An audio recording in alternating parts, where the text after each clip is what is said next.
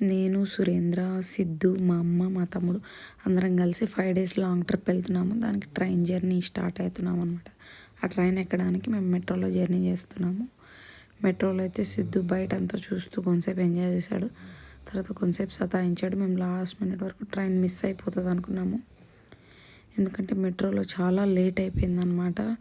Network problem, tickets దగ్గర ప్రతి చోట.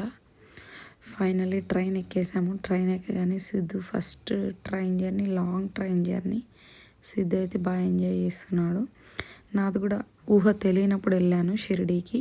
తర్వాత ఊహ తెలిసిన తర్వాత లాంగ్ ట్రైన్ జర్నీ ఇదే ఫస్ట్ టైం అనమాట. నాకు కూడా బాగానే నచ్చింది. నైట్ అయితే కొంచెం కష్టపడ్డాను, ఎందుకంటే సిద్ధుకి ఫీడింగ్ ఇవ్వాలి కదా. ఆ ట్రైన్ సీట్స్ అంతా సెట్ అవ్వలేదు. కానీ జర్నీ అయితే సూపర్గా ఉన్నింది. మేము ఎక్కడికి వెళ్తున్నాం అంటే గోవా వెళ్తున్నాం.